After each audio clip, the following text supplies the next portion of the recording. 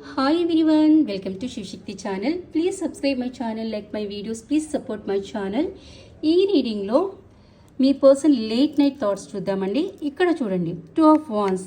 డెఫినెట్గా మీ పర్సన్ లైఫ్లో 2 చాయిసెస్ ఉన్నాయి. ఒకటి మీరు, 2 థర్డ్ పార్టీ సిచ్యువేషన్. ఈ థర్డ్ పార్టీ సిచ్యువేషన్ ఫ్యామిలీ అయి ఉండొచ్చు లేదా అదర్ పర్సన్ అయినా అయి ఉండొచ్చు.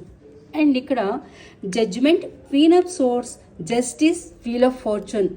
ఎక్కడైతే మీ పర్సన్ థర్డ్ పార్టీ సిచ్యువేషన్లో స్టక్ ఫీల్ అవుతున్నారో ఆ సిచ్యువేషన్ 100% కార్మిక్ రిలేషన్ అండి. ఈ కార్మిక్ రిలేషన్లో మీ పర్సన్ పూర్తిగా స్టక్ ఫీల్ అవుతున్నారు. సో ఇప్పుడు మీ పర్సన్ ఏం ఆలోచిస్తున్నారంటే, నేను ఇలా ఫియర్ ఎనర్జీలో ఉంటే, అంటే భయపడుతూ కూర్చుంటే నేను ఎప్పటికీ యాక్షన్ తీసుకోలేను నా రిలేషన్ గురించి. సో నేను ఇలా భయపడుతూ ఉండకూడదు. నా కోసం అండ్ నా రిలేషన్ కోసం నేను ఒక యాక్షన్ తీసుకోవాలంటే నేను ఇలా భయపడుతూ ఉండకూడదు. నేను పవర్ఫుల్ ఎనర్జీలోకి రావాలి. సో ఇక్కడ మీ పర్సన్ ఏం చేస్తున్నారు, పవర్లోకి వస్తున్నారు. అంటే ఇతను అథారిటీలోకి వస్తున్నారు అనమాట. అంటే ఇక్కడ తను పవర్లోకి వస్తున్నారు. అండ్ స్ట్రెంగ్త్, కరేజ్తో ఒక స్టాండ్ తీసుకోవాలి నా రిలేషన్ గురించి. ఎక్కడైతే కార్మిక్ సిచ్యువేషన్లో మీ పర్సన్ స్టక్ ఫీల్ అవుతున్నారో తను పవర్ఫుల్ స్టెప్ తీసుకోవాలనుకుంటున్నారు. కరేజ్తో ఈ సిచ్యువేషన్ని ఎండ్ చేయాలనుకుంటున్నారు, కార్మిక్ సిచ్యువేషన్ని ఎండ్ చేయాలనుకుంటున్నారు. ఫైర్ ఎనర్జీలో ఉన్నారనమాట.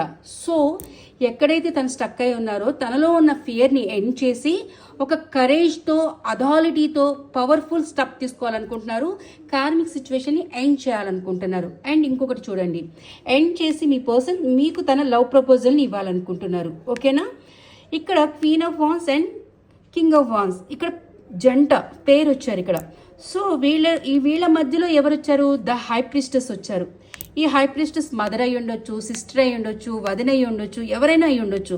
సో ఈ జంట మధ్యలో వీళ్ళు ఏం చేస్తున్నారు? మ్యానిపులేటింగ్ చేస్తున్నారు. అబ్స్టికల్స్ అండ్ ఛాలెంజెస్ని క్రియేట్ చేస్తున్నారు. అంటే వీళ్ళ బంధంని స్పాయిల్ చేస్తున్నారన్నమాట.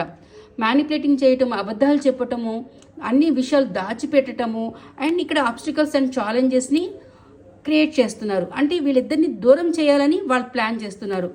సో ఇక్కడ మీ పర్సన్ మీ బంధాన్ని కాపాడుకోవాలనుకుంటున్నారు.